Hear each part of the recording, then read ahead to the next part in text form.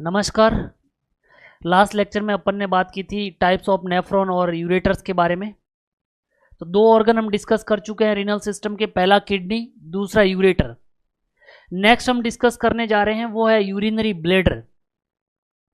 अब हम urinary bladder के बारे में अगर बात करें तो सबसे पहले अपन कुछ पॉइंट इनके बारे में डिस्कस कर लेते हैं। फर्स्ट पॉइंट,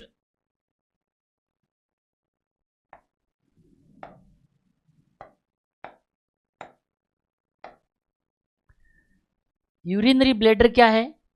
एक टेम्परेरी रिजर्वोयर है।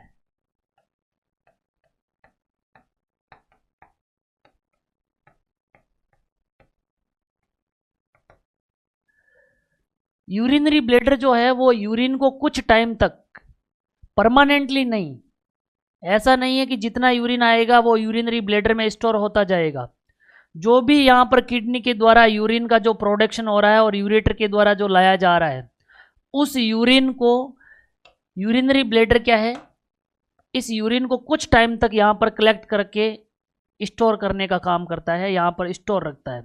और जैसे ही एक सफिशिएंट अमाउंट इस ब्लैडर के अंदर बन जाती है, देन सेंसेशन जाते हैं ब्रेन को वॉइडिंग के लिए, और फिर हम मिक्चुरेशन की प्रोसेस के द्वारा यूरिन को क्या करते हैं, पास आउट करते हैं, एलिमिनेट करते हैं, एक्सक्रीट करते हैं। तो हम कह सकते हैं यूरिनरी ब्लैडर जो है एक टेम्परेरी रिजर्वोयर का काम करता है, जो कि कुछ टाइम के लिए यूरिन को कलेक्ट करके रखने का काम करता है। उसके बाद में अगर अपन बात करें यूरिनरी ब्लैडर का डेवलपमेंट, तो हम पहले भी डिस्कस कर चुके हैं कि रीनल सिस्टम में मात्र एक किडनी ही ऐसा ऑर्गन है जिसका डेवलपमेंट मीजोडर्म के द्वारा होता है, बाकी सबका डेवलपमेंट एंडोडर्म के द्वारा। तो हम कह सकते हैं यूरिनरी ब्लैडर का डेवलपमेंट भी किसके द्वारा होता है, तो आंसर देंगे इसका डेवलपमेंट एंडोडर्म के द्वारा होता है। अगर हम बात करें कि एक पर्सन के अंदर यूरिनरी ब्लैडर कितने होते हैं, तो हम कह सकते हैं 1 इन नंबर, एक पर्सन के अंदर एक यूरिनरी ब्लैडर होता है। उसके बाद में अगर अपन बात करें तो ये एक होलो मस्कुलर ऑर्गन है। होलो मीन्स खोखला, मस्कुलर मसल से बना हुआ, होलो मस्कुलर ऑर्गन है। होलो मीन्स खोखला, इसके अंदर की ओर खाली जगह है, तो ये खोखला और मसल्स का बना हुआ मस्कुलर ऑर्गन है, होलो मस्कुलर ऑर्गन है, जो कि कहां पर रहता है, तो अपन कहेंगे कि ये पेल्विक कैविटी में रहता है। अगर अपन बात करें कि ये यूरिनरी ब्लैडर किस कैविटी में रहता है, तो हम आंसर देंगे कि यूरिनरी ब्लैडर हमारी पेल्विक कैविटी में एक होलो मस्कुलर ऑर्गन है, जो कि पियर शेप्ड होता है। इसकी आकृति कैसी होती है, तो हम कहेंगे पियर शेप्ड, यानी कि देखने पर कुछ नाशपति के आकार का इस प्रकार से अपने को देखने पर मिलता है, और अपन कह सकते हैं ये एक पियर शेप्ड ऑर्गन है। तो हम कहेंगे कि यूरिनरी ब्लैडर जो है बेसिकली यूरिन के लिए एक टेम्परेरी रिजर्वोयर की तरह काम करता है, जो कि एंडोडर्म के द्वारा डेवलप होता है, जो नंबर के अंदर एक होता है, यानी एक पर्सन के अंदर एक यूरिनरी ब्लैडर होता है, जो खुद एक होलो यानी कि खोखला और एक मस्कुलर ऑर्गन है, जो पेल्विक कैविटी में पाया जाता है, और पियर शेप्ड या नाशपति के आकार का एक ऑर्गन है। क्लियर है? उसके बाद में अगर अपन नेक्स्ट बात करें इस यूरिनरी ब्लैडर के बारे में, अगर हम यूरिनरी ब्लैडर के बारे में नेक्स्ट बात करें,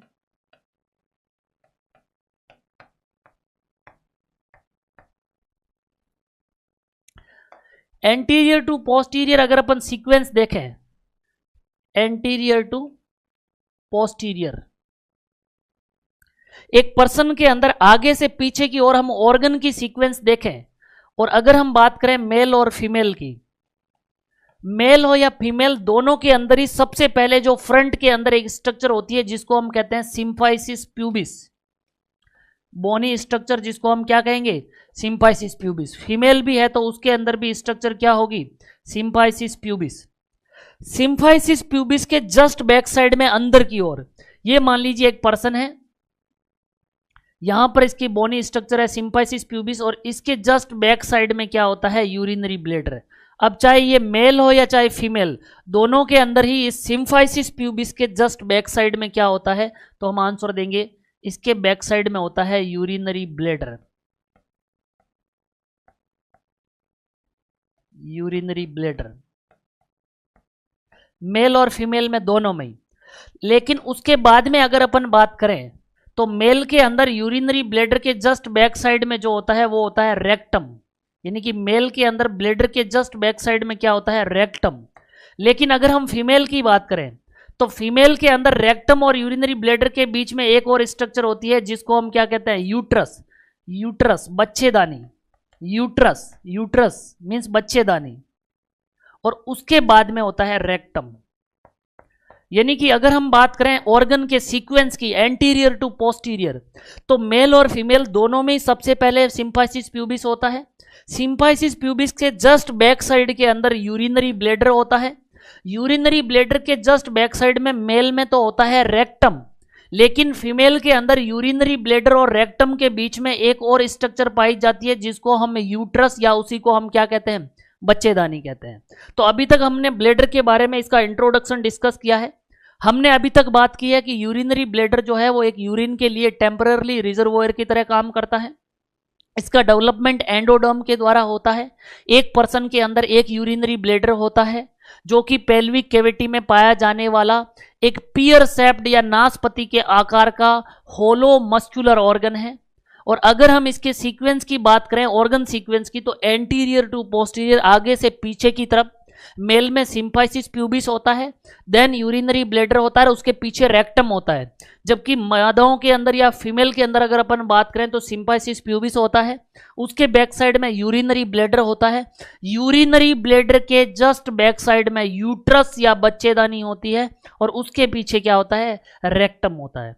अगर हम बात करें नेक्स्ट यूरिनरी ब्लेडर की कैपेसिटी, अगर हम बात करें यूरिनरी ब्लेडर की कैपेसिटी की, यूरिनरी ब्लेडर कितना यूरिन स्टोर करके रख सकता है, तो आप अलग अलग जितनी गाइड रेफर करोगे, हर गाइड में कहीं पर 600 ml, कहीं पर 800 ml, कहीं पर 1500 ml, कहीं पर 500 ml, आपको सिर्फ ऑथेंटिक गाइड को रेफर करना है। और एक यूरिनरी ब्लेडर की कैपेसिटी जो होती है वो होती है 1 लीटर।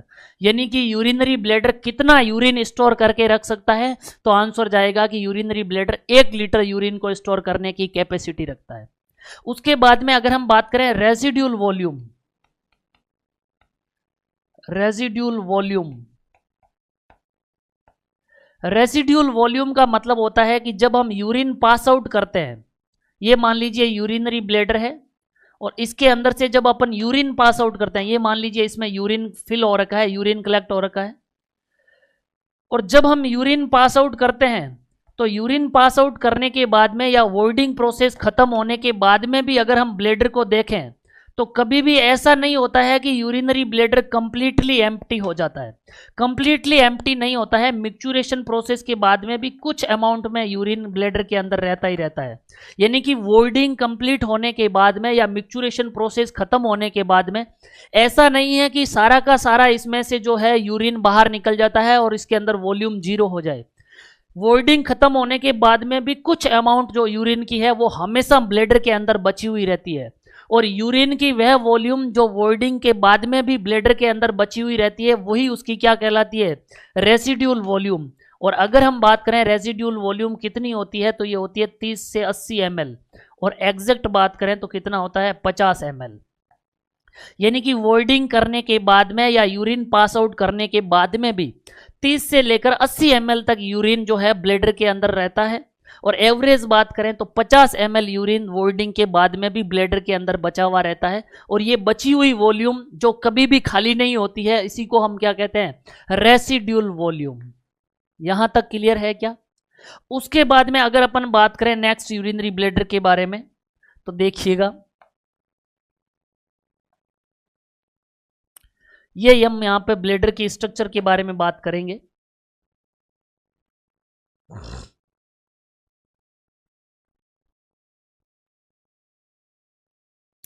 ये ब्लेडर है।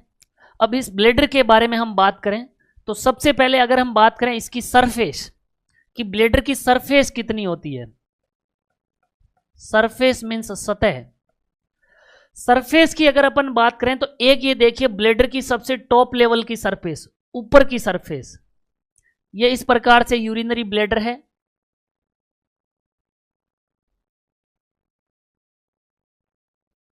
ये तो ये जो ब्लेडर की ये टॉप लेवल की सरफेस है, ये वाली सरफेस, इस सरफेस को, ये जो ऊपर की सरफेस है ब्लेडर की, इसको कहा जाता है सुपीरियर सरफेस। इसको क्या कहा जाता है, सुपीरियर सरफेस। और ब्लेडर की जो सुपीरियर सरफेस होती है उसी को कहा जाता है फंडस। आपने यूट्रस में पढ़ा होगा, यूट्रस की भी सुपीरियर सरफेस क्या कहलाती है? फंडस कहलाती है। तो अगर हम ब्लेडर की भी बात करें तो यूरिनरी ब्लेडर की जो टॉप लेवल की या अपर सरफेस होती है जिसको हम सुपीरियर सरफेस कहते हैं या इसी को हम कहते हैं फंडस। तो एक तो सरफेस हो गई इसकी फंडस। दूसरा अगर हम सरफेस की बात करें तो यहां पर देखिए ये आपको अंदर से अंदर खोखला दिखाई दे रहा है ब्लेडर का, और ये जो आप अंदर की ओर सरफेस देख रहे हैं पीछे की बैक साइड की, ये अंदर ही अंदर पीछे की बैक साइड की जो आपको इस कटे हुए ब्लेडर के अंदर बैक साइड की जो सरफेस दिख रही है जहां पर आकर के यूरेटर ओपन हो रही है, इस बैक साइड की सरफेस को ब्लेडर के पीछे की सरफेस को कहा जाता है पोस्टीरियर सरफेस। उसको क्या कहा जाता है? Posterior surface. Posterior surface. और अपन ने पहले भी डिस्कस किया है कि ब्लेडर की पोस्टीरियर सरफेस को ही कहा जाता है बेस। तो एक हो गई सुपीरियर सरफेस जो कहलाती है फंडस, दूसरी हो गई पोस्टीरियर सरफेस जो कि ब्लेडर का बेस कहलाती है जहां पर आकर के यूरेटर ओपन होती है।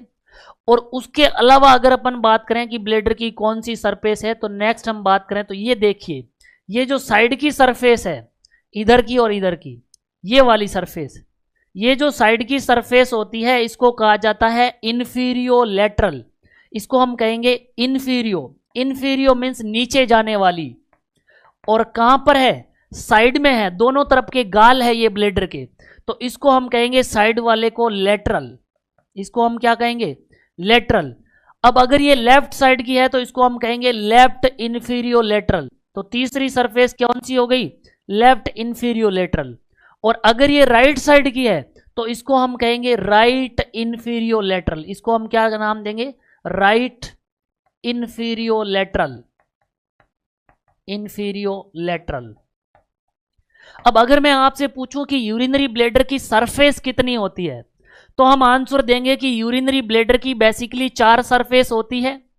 एक यूरिनरी ब्लेडर की टॉप लेवल की सरफेस या ऊपर ही ऊपर की सरफेस होती है उसको कहा जाता है सुपीरियर सरफेस या उसी को कहा जाता है फंडस, ये वाली सरफेस।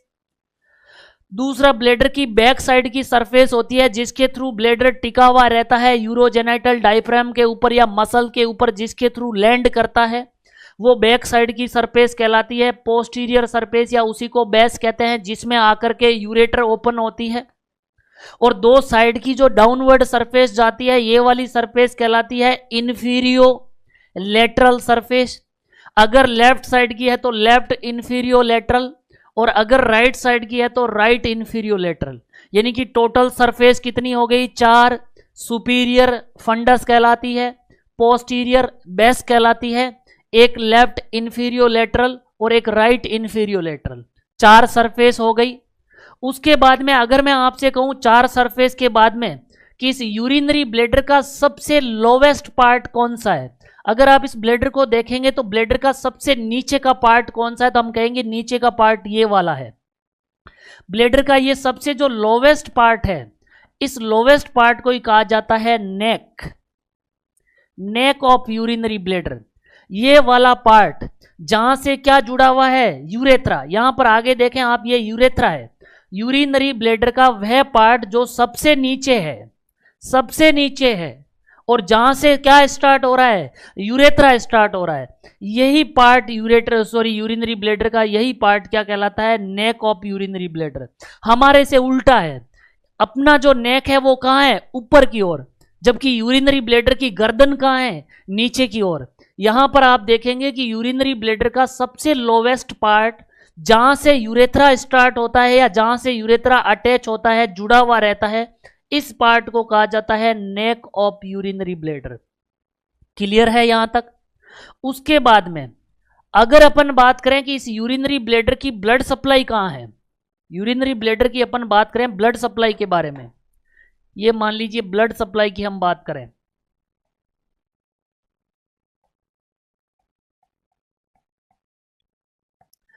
यूरिनरी ब्लेडर को ब्लड सप्लाई करने के लिए ये मान लीजिए इंटरनल इलायक आर्टरी है, ये इंटरनल इलायक आर्टरी। इधर भी ये इंटरनल इलाइक आर्टरी है, इंटरनल इलायक आर्टरी दोनों तरफ की। राइट साइड की है तो राइट इंटरनल इलायक आर्टरी और लेफ्ट साइड की है तो लेफ्ट इंटरनल इलायक आर्टरी। इस इंटरनल इलायक आर्टरी से एक ब्रांच तो निकलती है जो कि ब्लेडर के अपर पार्ट को सप्लाई करती है, और एक ब्रांच निकलती है जो कि ब्लेडर के लोअर पार्ट को ब्लड सप्लाई देती है। इसी प्रकार से इधर भी इस इंटरनल इलायक आर्टरी से एक ब्रांच बनती है जो ब्लेडर के अपर पार्ट को ब्लड सप्लाई देती है, और एक ब्रांच बनती है जो ब्लेडर के लोअर पार्ट को जाकर के ब्लड सप्लाई देती है। अब ब्लेडर को ब्लड सप्लाई देने वाली आर्टरी कहलाती है वेसाइकल आर्टरी। और अगर वेसाइकल आर्टरी लोअर पार्ट को सप्लाई दे रही है तो उसको हम कहेंगे इन्फीरियर वेसाइकल आर्टरी। और अगर ये लेफ्ट साइड में है तो हम नाम देंगे लेफ्ट इन्फीरियर वेसाइकल आर्टरी, और अगर राइट साइड में है तो इसको हम नाम देंगे राइट इन्फीरियर वेसाइकल आर्टरी। उसी प्रकार से अगर लेफ्ट साइड के अंदर है तो इसको हम नाम देंगे लेफ्ट अपर पार्ट को दे रही है सप्लाई, तो इसको हम नाम देंगे सुपीरियर वेसाइकल आर्टरी। उसी प्रकार से अगर यहां पर राइट साइड में दे रही है तो इसको हम नाम देंगे राइट अपर पार्ट को दे रही है तो सुपीरियर, किसको दे रही है ब्लेडर को तो वेसाइकल, ब्लड लेकर के आने वाली ऑक्सीजनेटेड ब्लड लेकर के आने वाली वेसल्स क्या कहलाएगी आर्टरी। तो हम कह सकते हैं कि यूरिनरी ब्लेडर को ब्लड सप्लाई देने के लिए एक तो दोनों तरफ की इंटरनल इलायक आर्टरी, और उस इंटरनल इलायक आर्टरी से एक ब्रांच बनती है जिसको हम कहते हैं common vesicle artery. Common vesicle artery से एक तो लोअर पार्ट को जाती है उसको हम कहते हैं इंफीरियर वेसाइकल आर्टरी, और अपर पार्ट को जाती है उसको हम कहते हैं सुपीरियर वेसाइकल आर्टरी। अब राइट साइड की है तो राइट इंफीरियर वेसाइकल आर्टरी और राइट सुपीरियर वेसाइकल आर्टरी, और लेफ्ट साइड की है तो लेफ्ट सुपीरियर वेसाइकल आर्टरी, और लेफ्ट साइड की बिलो की है तो left inferior vesicle artery.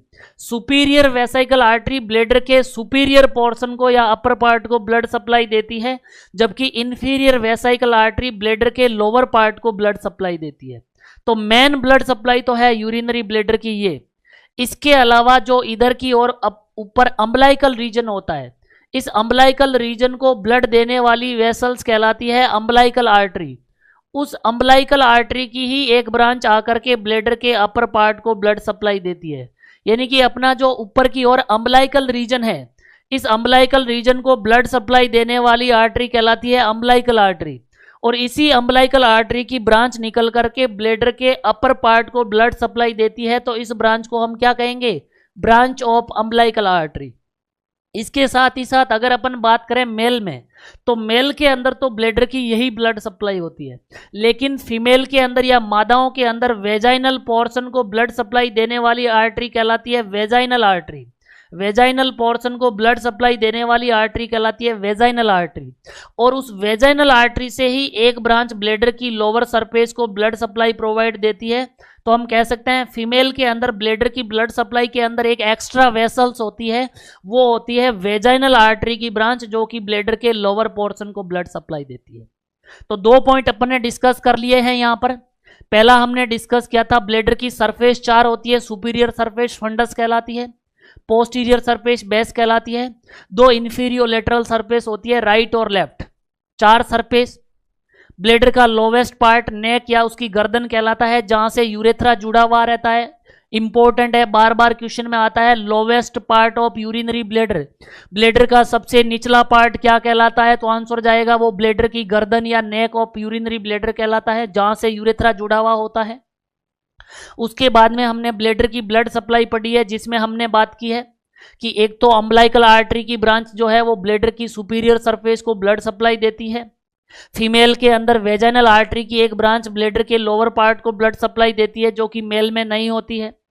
Main इसकी ब्लड सप्लाई होती है वो इंटरनल इलायक आर्टरी से निकलती है वेसाइकल आर्टरी, और वेसाइकल आर्टरी में अपर पार्ट को देने वाली कहलाती है सुपीरियर वेसाइकल आर्टरी, और लोअर पार्ट को देने वाली कहलाती है इंफीरियर वेसाइकल आर्टरी। अब राइट साइड में है तो राइट सुपीरियर, राइट इंफीरियर, और लेफ्ट साइड में है तो लेफ्ट सुपीरियर और लेफ्ट इंफीरियर। ये अपन ने बात की है इसकी ब्लड सप्लाई की। उसके बाद में अगर अपन नेक्स्ट बात करें यूरिनरी ब्लैडर की लेयर कितनी होती है, कितनी लेयर से यूरिनरी ब्लैडर बना होता है, तो अगर हम बात करें यूरिनरी ब्लैडर की लेयर्स के बारे में, लेयर, तो एक लेयर होती है जिसको हम कहते हैं आउटर लेयर।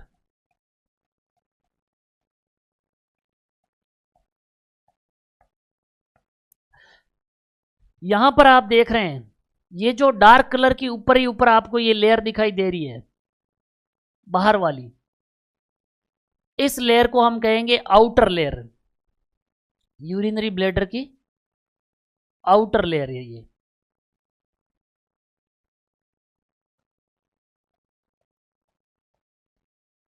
ये जो यूरिनरी ब्लैडर की आउटर लेयर है, ये आउटर लेयर जो होती है वो लूज कनेक्टिव टिश्यू की बनी होती है, लूज कनेक्टिव टिश्यू की बनी होती है। और लूज कनेक्टिव टिश्यू का बना हुआ होना जरूरी भी है। लूज कनेक्टिव जितना होगा उसकी इलास्टिसिटी ज्यादा होती है। अगर डेंस कनेक्टिव होगा तो वो इलास्टिसिटी नहीं होगी, वो स्ट्रेच नहीं होगा। लूज कनेक्टिव जितना होगा, जितने उसके अंदर फिलामेंट्स के बीच में स्पेस होगा वो लूज होगा, उतना ही वो इलास्टिसिटी ज्यादा रखता है, उसमें स्ट्रेच होने की कैपेसिटी ज्यादा होगी। अगर यहां पर लूज है तभी तो आप देखेंगे कि जब 100 ml होता है इसके अंदर यूरिन, तो ब्लैडर क्या हो जाता है, रिलैक्स हो जाता है। और जैसे ही उसमें यूरिन बढ़ता जाता है ब्लैडर स्ट्रेचिंग होती है, और ब्लैडर की स्ट्रेचिंग होगी तो ब्लैडर क्या होगा, एक्सपेंड होगा। और ब्लैडर की स्ट्रेचिंग तभी होगी जब उसकी इलास्टिसिटी होगी, और इलास्टिसिटी तभी होगी जब उसकी लेयर किसकी बनी होगी, लूज कनेक्टिव टिश्यू। तो आउटर लेयर जो होती है वो outer layer loose connective tissue की बनी होती है, और वो उसको इलास्टिसिटी प्रोवाइड करती है जिससे ब्लैडर की स्ट्रेचिंग होती है। दूसरा, यही वो लेयर होती है, इस आउटर लेयर के अंदर ही ब्लड वेसल्स पाई जाती है, blood vessels, nerve ending, lymph vessels.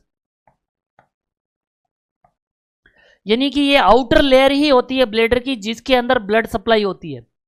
अभी जो अपन ने ब्लड सप्लाई पढ़ी थी वो वेसल्स आकर के किस लेयर को ब्लड डायरेक्टली प्रोवाइड करती है, तो हम कहेंगे आउटर लेयर को।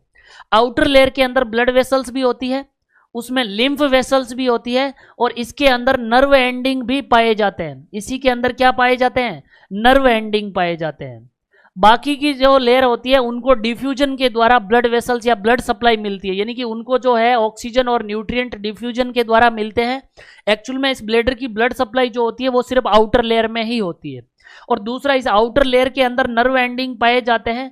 तो जब भी ब्लैडर वॉल स्ट्रेच होती है, जब भी वो ब्लैडर यूरिन के साथ फिल होता है और ब्लैडर वॉल के स्ट्रेच होने पर ये नर्व एंडिंग स्टिमुलेट होते हैं, और ये स्टिमुलेट होकर के हमारे ब्रेन के पास में सेंसेशन लेके जाते हैं कि ब्लैडर यूरिन के साथ फिल हो गया है, ब्लैडर की स्ट्रेचिंग हो गई है, और अब आपको उसको क्या करना है, मिक्चुरेशन की प्रोसेस के द्वारा खाली करवाना है। तो ये मिक्चुरेशन के लिए जो सेंसेशन लेके जाते हैं नर्व एंडिंग, ये नर्व एंडिंग बेसिकली किस लेयर में पाए जाते हैं, अरे बोलो किस लेयर में पाए जाते हैं बच्चों, तो आंसर क्या देंगे कि ये आउटर लेयर में पाए जाते हैं। और जब जब ब्लैडर वॉल स्ट्रेच होती है तो ये यहाँ पर नर्व एंडिंग स्टिमुलेट होकर के मिक्चुरेशन या वॉइडिंग प्रोसेस के लिए सेंसेशन कहाँ लेके जाते हैं, ब्रेन को लेके जाते हैं। यहां तक क्लियर है। उसके बाद में सेकंड लेयर, यहां पर आप ये रेडिश कलर की देख रहे हैं, ये जो सेकंड लेयर है आप जिसको यहां पर रेडिश कलर की लेयर देख रहे हैं, ये वाली, इस रेडिश कलर वाली लेयर, इस लेयर को, ये लेयर जो है इसको हम कहते हैं मिडल लेयर। इसी को हम क्या नाम देते हैं, मिडल लेयर।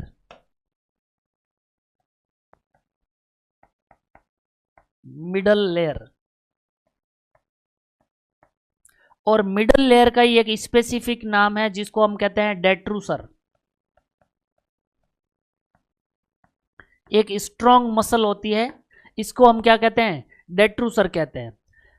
यूरिनरी ब्लैडर की मिडल लेयर जो कि एक स्ट्रॉन्ग मसल होती है, उस मसल को हम डेट्रूसर कहते हैं, और ये होती है स्मूथ मसल की बनी हुई। किसकी बनी हुई होती है, स्मूथ मसल की। आप बताएं क्या smooth muscle under voluntary control होती है? नहीं होती है। क्या हम इस मसल को चाह करके कंट्रोल कर सकते हैं? क्या हम इसके अंदर कॉन्ट्रैक्शन ला सकते हैं? क्या हम इसको रिलैक्स कर सकते हैं? नहीं कर सकते हैं, बिकॉज स्मूथ मसल्स हमारे कंट्रोल में नहीं होती है। इसको रेगुलेट और कंट्रोल करता है ऑटोनॉमिक नर्वस सिस्टम, सिंपैथेटिक और पैरासिम्पैथेटिक सप्लाई। तो यूरिनरी ब्लैडर की जो मिडल लेयर होती है उसी को मस्कुलर लेयर कहा जाता है। ये मस्कुलर लेयर एक स्ट्रॉन्ग मसल की बनी होती है जिसका नाम है डेट्रूसर मसल, और ये डेट्रूसर मसल स्मूथ मसल की बनी होती है। और अगर इसको हम काट करके देखें तो इस मसल के अंदर इस प्रकार से आउटर रीजन के अंदर इस प्रकार के लॉन्गिट्यूडिनल उसकी लेंथ के साथ अरेंज्ड फाइबर्स रहेंगे। आउटर क्या होंगे? लॉन्गिट्यूडिनल पैटर्न में।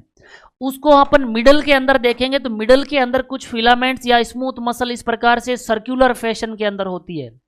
इस मसल्स को देखेंगे तो मिडल में सर्कुलर फैशन में, और उसके बाद में फिर हम अंदर की ओर देखेंगे इनर साइड में, तो इनर साइड में फिर से क्या होंगे? लॉन्गिट्यूडिनल फिलामेंट्स का अरेंजमेंट होगा। तो इसके अंदर हम देखेंगे कि आउटर फिलामेंट्स जो हैं वो कैसे हैं? लॉन्गिट्यूडिनल। मिडल फिलामेंट्स जो हैं वो कैसे हैं? सर्कुलर। और इनर फिलामेंट्स हैं वो कैसे हैं? लॉन्गिट्यूडिनल। यानी बाहर भी लॉन्गिट्यूडिनली ये फिलामेंट्स या फाइबर्स या मसल्स अरेंज्ड रहती है, मिडल में सर्कुलर फैशन के अंदर, और इनर ये क्या है? लॉन्गिट्यूडिनल। तभी तो जितने ज़्यादा लॉन्गिट्यूडिनल होंगे उतना ही ज़्यादा इसकी लंबाई कम ज़्यादा होने के चांसेस रहेंगे, उतनी ज़्यादा ये अपनी लेंथ को वेरी कर सकता है। जितने ये फिलामेंट्स लॉन्गिट्यूडिनल ज़्यादा रहेंगे उतना ही ये पावरफुल कॉन्ट्रैक्शन और रिलैक्सेशन कर सकता है। पावरफुल कॉन्ट्रैक्शन करेगा तभी तो यूरिन को हम बाहर पास आउट करेंगे।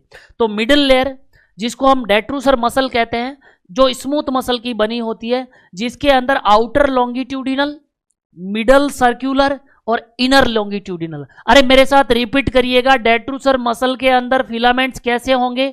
आउटर लॉन्गिट्यूडिनल, मिडल सर्कुलर और इनर लॉन्गिट्यूडिनल। इस प्रकार के पैटर्न से बनी हुई जो ये एक स्ट्रॉन्ग मसल होती है, इसी को हम क्या नाम देते हैं? Detrusor muscle. जब भी हम वॉइडिंग प्रोसेस करते हैं, यूरिन पास आउट करते हैं, मिक्चुरेशन होता है, उस दौरान इस डेट्रूसर मसल के अंदर क्या होता है? कॉन्ट्रैक्शन। कॉन्ट्रैक्शन हम लाते हैं या autonomic nervous system? Smooth muscle की बनी हुई होती है, इसलिए कौन लाता है? ऑटोनॉमिक नर्वस सिस्टम, जिसको हम आगे डील भी करेंगे कि किस प्रकार से वॉइडिंग प्रोसेस होती है। अगर हम बात करें तो ये जिपमर पांडिचेरी में पूछा हुआ क्वेश्चन है, और उसके अंदर आपको याद रखना है कि डेट्रूसर मसल के अंदर आउटर लॉन्गिट्यूडिनल, मिडल सर्कुलर और इनर लॉन्गिट्यूडिनल फाइबर्स का अरेंजमेंट रहता है। तो दो लेयर हमने पढ़ ली। आउटर लेयर जो कि लूज कनेक्टिव टिश्यू की बनी होती है, उसी के अंदर ब्लड वेसल्स, लिम्फ वेसल्स और नर्व एंडिंग पाए जाते हैं। जब भी ब्लैडर वॉल स्ट्रेच होती है तो ये नर्व एंडिंग स्टिमुलेट होकर के वॉइडिंग के लिए सेंसेशन ब्रेन को लेकर के जाते हैं। मिडिल लेयर जो कि मस्कुलर लेयर होती है, जिसको हम डेट्रूसर मसल भी कहते हैं, जो स्मूथ मसल की बनी होती है, जिसके अंदर आउटर लॉन्गिट्यूडिनल, मिडल सर्कुलर और इनर लॉन्गिट्यूडिनल फिलामेंट्स या फाइबर्स का अरेंजमेंट रहता है। और जब भी हम यूरिन पास आउट करते हैं उस दौरान इस डेट्रूसर मसल के अंदर ही पावरफुल कॉन्ट्रैक्शन होते हैं। अगर हम बात करें इसकी सबसे इनर लेयर, तो इनर लेयर को हम कहते हैं म्यूकोजा। इनर लेयर सबसे अंदर की लेयर जिसको हम कहते हैं म्यूकोजा। और अगर इस म्यूकोजा की बात करें तो ये किसकी बनी होती है? जिसको हम पहले भी डिस्कस कर चुके हैं, ये एक स्पेसिफिक टाइप के टिश्यू की बनी होती है। उस टिश्यू का नाम क्या है? तब हम उसका नाम देंगे कि वो होता है ट्रांजिशनल एपिथेलियम। ये सबसे अंदर की ओर बनी हुई लेयर, अंदर की ओर बनी हुई लेयर को ही हम कहते हैं इनर लेयर। और ये इनर लेयर जो होती है इसी को हम कहते हैं म्यूकोजा। और म्यूकोजा एक स्पेसिफिक टाइप के टिश्यू का बना होता है, जिसको हम क्या नाम देते हैं? Transitional epithelium. 5 star question, very very very important, बार बार क्वेश्चन आता है। The inner layer of urinary bladder. Urinary bladder की इनर लेयर जो होती है बेसिकली वो किस टाइप के टिश्यू की बनी होती है? और ऑलवेज ऑप्शन क्या होता है? ट्रांजिशनल एपिथेलियम की बनी होती है। तो ये 3 लेयर है जिसको अपन ने डिस्कस कर लिया है। इनर लेयर म्यूकोजा जो कि ट्रांजिशनल एपिथेलियम की बनी होती है। मिडिल लेयर एक स्ट्रॉन्ग मसल्स होती है जिसको हम डेट्रूसर कहते हैं, जो स्मूथ मसल की बनी होती है। ऑटोनॉमिक नर्वस सिस्टम जिसको कंट्रोल करता है, उसमें आउटर लॉन्गिट्यूडिनल, मिडल सर्कुलर और इनर लॉन्गिट्यूडिनल फाइबर्स का अरेंजमेंट रहता है। और बाहर की लेयर जिसको अपन ने बात की है लूज कनेक्टिव टिश्यू की बनी होती है। और उस लूज कनेक्टिव टिश्यू वाली लेयर के अंदर ही ब्लड वेसल्स, लिम्फ वेसल्स और नर्व एंडिंग पाए जाते हैं। यहां तक क्लियर है? उसके बाद में अगर अपन बात करें, एक वर्ड आता है जिसको हम कहते हैं ट्राइगोन, कि ट्राइगोन क्या होता है। एक वर्ड आता है जिसको हम कहते हैं ट्राइगोन। अगर हम बात करें कि ये ट्राइगोन क्या है, तो यहां पर आप देखिए, यहां पर ये एक ओपनिंग है यूरेटर की, इधर भी एक ओपनिंग है यूरेटर की, और यहां पर ये ओपनिंग है यूरेथ्रल ओपनिंग। इन तीनों ओपनिंग को मिलाने वाला यहां पर एक इमेजिनरी एरिया बनता है ट्राइएंगुलर एरिया, और इन तीनों ओपनिंग को मिलाने पर ये ब्लेडर के अंदर दो यूरेट्रल ओपनिंग और एक यूरेथ्रल ओपनिंग, इन तीनों ओपनिंग को मिलाने वाला जो ये त्रिकोणाकार एरिया यहां पर यूरिनरी ब्लेडर के अंदर बन रहा है, इस त्रिकोणाकार एरिया को ही कहा जाता है trigon. Trigon basically urinary bladder के अंदर पाया जाने वाला एक त्रिकोणाकार या ट्राइएंगुलर रीजन है, जो कि दोनों यूरेट्रल ओपनिंग को और एक यूरेथ्रल ओपनिंग को आपस में मिलाने पर बनता है।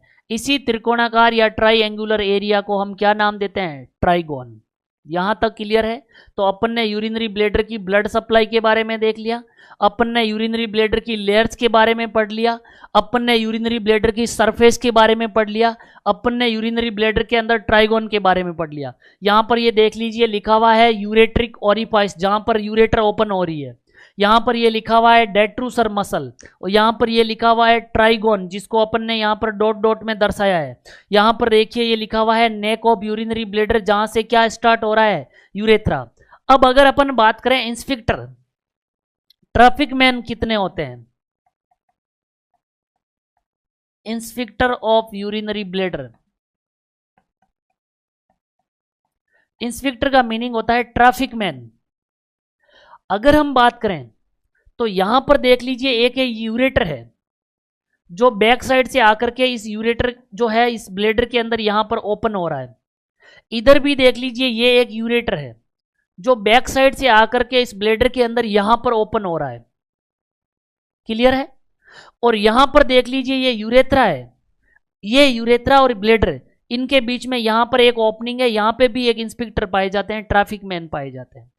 यहां पर ये जो इंस्पेक्टर पाया जाता है उसको कहा जाता है internal urethral inspector. Internal urethral inspector bladder neck पर पाया जाने वाला एक ट्रैफिक मैन है, जो कि ब्लेडर और यूरेथ्रा के बीच में पाया जाता है ब्लेडर नेक पर। इसको हम कहते हैं इंटरनल यूरेथ्रल इंस्पेक्टर, और ये बना होता है स्मूथ मसल का। ये भी किसका बना होता है? स्मूथ मसल का। आप बताएं क्या स्मूथ मसल का अगर बना हुआ है तो इसको हम कंट्रोल कर सकते हैं क्या? नहीं, ये स्मूथ मसल का बना होता है और ये अंडर इनवॉलेंट्री कंट्रोल होता है, इसको भी हम कंट्रोल नहीं करेंगे। हमारा सिर्फ एक ही इंस्पेक्टर होता है जिसको हम कहते हैं एक्सटर्नल यूरेथ्रल इंस्पेक्टर, यूरेथ्रा में पाया जाता है, जिसको हम कहते हैं एक्सटर्नल यूरेथ्रल इंस्पेक्टर। ये बने होते हैं स्केलेटल मसल के। ये किसके बने होते हैं? स्केलेटल मसल के। तो हमारा सिर्फ इस एक्सटर्नल यूरेथ्रल इंस्पेक्टर पे कंट्रोल होता है। यहां हम बात कर रहे हैं इंटरनल यूरेथ्रल इंस्पेक्टर, जो कि स्मूथ मसल के बने होते हैं, इसका हमारा यहां पर कोई कंट्रोल नहीं होता है, इसको ऑटोनॉमिक नर्वस सिस्टम कंट्रोल करता है। दूसरा, यहां पर देखिए इंस्पेक्टर है, यहां पर ट्रैफिक मैन है, किसके बीच में? यूरेटर और ब्लेडर के बीच में। इन इंस्पेक्टर को कहा जाता है यूरेट्रो, इसको कहा जाता है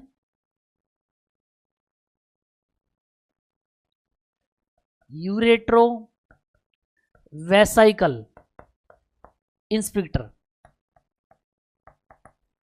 यूरेट्रो वेसाइकल इंस्पेक्टर। अगर ये लेफ्ट साइड का है तो लेफ्ट, और अगर ये राइट साइड का होगा तो कहेंगे राइट यूरेट्रो वेसाइकल इंस्पेक्टर। ऐसे इंस्पेक्टर जो यूरेटर और ब्लेडर के बीच में ट्रैफिक मैन पाया जाता है उसको हम कहेंगे यूरेट्रो वेसाइकल इंस्पेक्टर। लेफ्ट का है तो लेफ्ट और राइट का है तो राइट। ये भी स्मूथ मसल के बने होते हैं। ये भी किसका बना होता है? स्मूथ मसल का बना होता है। तो इसके ऊपर भी हमारा कोई वॉलेंट्री कंट्रोल नहीं होता है, इसको भी हमारा ऑटोनॉमिक नर्वस सिस्टम कंट्रोल करता है। उसमें क्या होता है कि जब यूरिन पास आउट करते हैं और इस डेट्रूसर मसल में कॉन्ट्रैक्शन होता है, और जैसे ही डेट्रूसर मसल कॉन्ट्रैक्ट करेगी तो ब्लेडर के अंदर प्रेशर क्या होगा? बढ़ेगा। प्रेशर जब बिल्डअप होता है तो ये आंखें बंद हो जाती है। ये आंखें बंद होने का मीनिंग यहाँ पे ये है कि ये इंस्पेक्टर क्या हो जाते हैं? क्लोज हो जाते हैं, और ये इंस्पेक्टर क्या होता है? ओपन होता है। तो जो ब्लेडर के अंदर यूरिन है वो यूरिन यहाँ से क्या होता है? निकलने लग जाता है और निकल करके किस में आने लग जाता है, यूरेथ्रा के अंदर आने लग जाता है। क्लियर है? वॉइडिंग जब हो रही है तो ये इंस्पेक्टर बंद होंगे और ये ओपन होकर के यूरिन यहां से निकलना शुरू हो जाएगा। अब एक कंडीशन होती है, उस कंडीशन को कहा जाता है, उसको कहा जाता है वेसिको यूरेट्रल रिफ्लेक्स। एक अबनॉर्मल कंडीशन है जिसको कहा जाता है vesico urethral reflex. Vesico, vesico word किसके लिए काम में लेते हैं, ब्लेडर के लिए। यूरेट्रल, यूरेटर के लिए। रिफ्लेक्स, रिफ्लेक्स का मतलब बैक फ्लो। कई बार क्या होता है कि ये इंस्पेक्टर जो होते हैं ये वीक हो जाते हैं और ये इंस्पेक्टर कमजोर होने की वजह से जब हम यूरिन पास आउट करते हैं उस दौरान ये इंस्पेक्टर प्रॉपर यहां से क्या नहीं हो पाते हैं, ये इंस्पेक्टर क्लोज नहीं हो पाया। मान लीजिए यहां पर एक इंस्पेक्टर वीक हो गया, एक तो क्लोज हो गया, और जब वॉइडिंग की तो एक इंस्पेक्टर बंद नहीं हुआ, और बंद नहीं हुआ तो ब्लेडर के अंदर जैसे ही प्रेशर बना, यूरिन का जो प्रेशर है, इस प्रेशर से जैसे ही डेट्रूसर कॉन्ट्रैक्ट हुई और अगर ये इंस्पेक्टर बंद नहीं हुआ तो ब्लेडर में से जो यूरिन बाहर तो निकलेगा ही निकलेगा, कुछ यूरिन क्या होता है उल्टा यूरेटर के अंदर जाने लग जाता है, बैक फ्लो होने लग जाता है। और ये जो यहाँ पर यूरिन का बैक फ्लो हो रहा है इसी को हम कहते हैं वेसिको, यानी कि ब्लेडर से किधर, यूरेट्रल यानी कि यूरेटर की तरफ से, रिफ्लेक्स मींस बैक फ्लो, इसको हम कहते हैं वेसिको यूरेट्रल रिफ्लेक्स। और इस वेसिको यूरेट्रल रिफ्लेक्स वाली कंडीशन के अंदर अगर कोई इस ब्लेडर में कोई माइक्रो ऑर्गेनिज्म है तो वो हार्मफुल माइक्रो ऑर्गेनिज्म यूरिन के साथ कहाँ चला जाएगा, यूरेटर में, और वो यूरेटर में ऊपर जाएगा तो वो क्या कोज करेगा, यूटीआई वाली कंडीशन कोज करेगा या यूरिनरी ट्रैक्ट इन्फेक्शन कोज करेगा। क्लियर है? यहां तक आपने पढ़ लिया। अगर हम बात करें इस यूरिनरी ब्लेडर के बारे में तो अपन ने सबसे पहले इसके बारे में बात की थी कि जो यूरिनरी ब्लेडर होता है इसके बारे में अपन ने बात की थी। यूरिनरी ब्लेडर जो है बेसिकली उसमें अपन ने लिखा था कि ये यूरिन के लिए एक टेम्पररी रिजर्वोयर की तरह काम करता है, यूरिन को कुछ टाइम के लिए कलेक्ट करना या होल्ड करने का काम करता है। अपन ने बात की कि इसका डेवलपमेंट जो है ब्लेडर का वो एंडोडर्म के द्वारा होता है। एक पर्सन के अंदर एक यूरिनरी ब्लेडर पाया जाता है, पेल्विक कैविटी में पाया जाता है, जो कि पियर शेप्ड या नाशपति के आकार का एक होलो मस्कुलर ऑर्गन है। उसके बाद में अपन ने बात की कि ब्लेडर की कैपेसिटी 1 लीटर होती है, इंपॉर्टेंट, और रेजिड्यूल वॉल्यूम 30 से 80 ml या 50 ml है, यानी कि वह वॉल्यूम जो कि ब्लेडर से यूरिन पास आउट करने के बाद में भी बच जाती है उस वॉल्यूम को ही हम रेजिड्यूल वॉल्यूम कहते हैं। फिर हमने बात की कि एंटीरियर टू पोस्टीरियर मेल और फीमेल में अगर देखें तो सिंपाइसिस प्यूबिस होता है मेल में, देन ब्लेडर होता है और देन रेक्टम होता है, जबकि फीमेल में symphysis pubis, then urinary bladder, then uterus या बच्चेदानी और उसके बाद में रेक्टम होता है। उसके बाद में अपन ने बात की थी इस यूरिनरी ब्लेडर के अंदर इसकी सरफेस में अपन ने बात की कि एक सुपीरियर सरफेस होती है जो कि फंडस कहलाती है, एक पोस्टीरियर सरफेस होती है जो कि बेस कहलाती है, और 2 इंफीरियो लेटरल होती है, एक राइट इंफीरियो लेटरल और एक होती है लेफ्ट इंफीरियो लेटरल। उसके बाद में अपन ने बात की कि जो ब्लेडर का सबसे लोवेस्ट पॉइंट होता है उसको हम कहते हैं नेक ऑफ यूरिनरी ब्लेडर, और इस नेक ऑफ यूरिनरी ब्लेडर को ही अपन ने बात की थी कि ये यहाँ पर यूरेथ्रा के साथ जुड़ा होता है। अगर अपन बात करें कि यूरेथ्रा ब्लेडर के अंदर या ब्लेडर से किस वाले पार्ट से जुड़ा होता तो हम कहेंगे यूरेथ्रा ब्लेडर के नेक वाले रीजन के साथ जुड़ा हुआ होता है। क्लियर है? उसके बाद में अपन ने ये भी बात की थी कि यूरिनरी ब्लेडर का सबसे लोवेस्ट पार्ट ही क्या कहलाता है, यूरिनरी ब्लेडर की गर्दन या नेक कहलाता है। उसके बाद में अपन ने इसकी ब्लड सप्लाई के बारे में बात की थी कि इंटरनल इलाइक आर्टरी से दोनों तरफ वेसाइकल आर्टरी बनती है, अपर पार्ट को सप्लाई देने वाली सुपीरियर वेसाइकल और लोअर पार्ट को सप्लाई देने वाली इंफीरियर वेसाइकल, राइट साइड की है तो राइट और लेफ्ट साइड की है तो लेफ्ट। उसके बाद में अपन ने बात की कि अम्बलाइकल आर्टरी की एक ब्रांच ब्लड सप्लाई देती है सुपीरियर सरफेस या फंडस को, और फीमेल में एक एक्स्ट्रा ब्रांच होती है वेजाइनल आर्टरी की ब्रांच जो कि इस नेक वाले रीजन को ब्लड सप्लाई प्रोवाइड करती है। उसके बाद में अपन ने बात की थी इसकी 3 लेयर होती है। आउटर लेयर जो कि लूज कनेक्टिव टिश्यू की बनी होती है जिसमें ब्लड वेसल्स, लिम्फ वेसल्स और नर्व एंडिंग पाए जाते हैं, और ब्लेडर वॉल के स्ट्रेच होने पर वॉइडिंग के सेंसेशन ब्रेन तक ले जाने का काम उन्हीं नर्व एंडिंग के द्वारा किया जाता है। मिडल लेयर एक स्मूथ मसल की बनी हुई स्ट्रॉन्ग मस्कुलर लेयर है जिसको हम डेट्रूसर नाम देते हैं, जो कि अंडर इनवॉलेंट्री कंट्रोल होती है, जिसके अंदर 3 प्रकार का अरेंजमेंट पाया जाता है, आउटर लॉन्गिट्यूडिनल, मिडल सर्कुलर और इनर लॉन्गिट्यूडिनल। उसके बाद में हमने बात की कि जो इनर लेयर होती है जिसको हम म्यूकोजा कहते हैं, एक स्पेशल टाइप के टिश्यू का बना होता है जिसको हम ट्रांजिशनल एपिथेलियम कहते हैं। उसके बाद में अपन ने बात की थी कि ब्लैडर के अंदर 2 यूरेट्रल ओपनिंग और 1 यूरेथ्रल ओपनिंग, इन तीनों ओपनिंग को मिलाने पर एक इमेजिनरी जो ट्राइएंगुलर एरिया बनता है, इस एरिया को ही हमने नाम क्या दिया है, ट्राइगोन नाम दिया है। उसके बाद में अपन ने बात की कि अगर हम बात करें कि इसके अंदर कितने ट्रैफिक मैन पाए जाते हैं, तो 3 ट्रैफिक मैन, 2 इंस्पेक्टर पाए जाते हैं, एक राइट और एक लेफ्ट, किसके बीच में, ब्लैडर और यूरेटर के बीच में, उसको हम कहते हैं यूरेट्रो वेसाइकल इंस्पेक्टर। और एक ट्रैफिक मैन पाया जाता है ब्लैडर और यूरेथ्रा के बीच में, इसको हम कहते हैं इंटरनल यूरेथ्रल इंस्पेक्टर। तीनों के तीनों इंस्पेक्टर जो होते हैं वो स्मूथ मसल के बने होते हैं और ये अंडर इनवॉलेंट्री कंट्रोल होते हैं। कई बार ये इंस्पेक्टर कमजोर पड़ जाते हैं और उस दौरान जब वॉर्डिंग के दौरान अगर यूरिन ब्लैडर से निकल करके उल्टा यूरेटर में बैक फ्लो करने लग जाए तो कंडीशन कहलाती है वेसाइको यूरेट्रल रिफ्लेक्स। और वेसाइको यूरेट्रल रिफ्लेक्स के दौरान अगर कोई ब्लैडर में माइक्रो ऑर्गेनिज्म है तो यूरिन के बैक फ्लो में वो यूरेटर में चला जाएगा और आगे जाकर के यूटीआई कोज कर सकता है।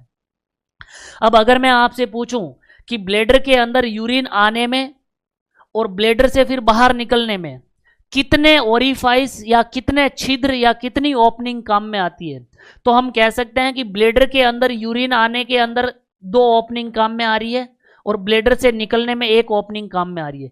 तो 2 ओपनिंग के द्वारा तो ब्लैडर के अंदर यूरिन आता है और 1 ओपनिंग से यूरिन वापस बाहर निकलता है। तो टोटल ब्लैडर के अंदर यूरिन के आने में और बाहर निकलने में कितनी ओपनिंग काम में आई, तो आंसर देंगे 3 ओपनिंग का इस्तेमाल होता है। 2 ओपनिंग यूरेटर की होती है जो कि बैक सरफेस पे या पोस्टीरियर सरफेस पे होती है, जिनके द्वारा यूरेटर के द्वारा जो ब्लैडर जो यूरिन आ रहा है उसको ब्लैडर के अंदर एंटर करवाया जाता है। और एक यूरेथ्रल ओपनिंग होती है जो कि यूरेथ्रा और यूरिनरी ब्लैडर के बीच में होती है, उसके द्वारा यूरिन को ब्लैडर से बाहर निकाला जाता है। तो 2 ओपनिंग से तो यूरिन ब्लैडर में आ रहा है और 1 ओपनिंग से बाहर निकल रहा है। तो टोटल आने में और बाहर निकलने में कितनी ओपनिंग यूज हुई है, तो आंसर देंगे कि 3 ओपनिंग का इस्तेमाल होता है। 2 यूरेट्रल ओपनिंग कहलाती है और 1 यूरेथ्रल ओपनिंग कहलाती है। ये था ब्लैडर का इंट्रोडक्शन और ब्लैडर के स्ट्रक्चर के बारे में अपन ने डिस्कस किया है। नेक्स्ट लेक्चर में हम बात करेंगे कि हम यूरिन किस प्रकार से पास आउट करते हैं, किस प्रकार से हमारा autonomic nervous system wandering process को कंट्रोल करते हैं। तो आज के इस लेक्चर में इतना ही, बाकी हम नेक्स्ट लेक्चर में डिस्कस करेंगे। Thank you so much.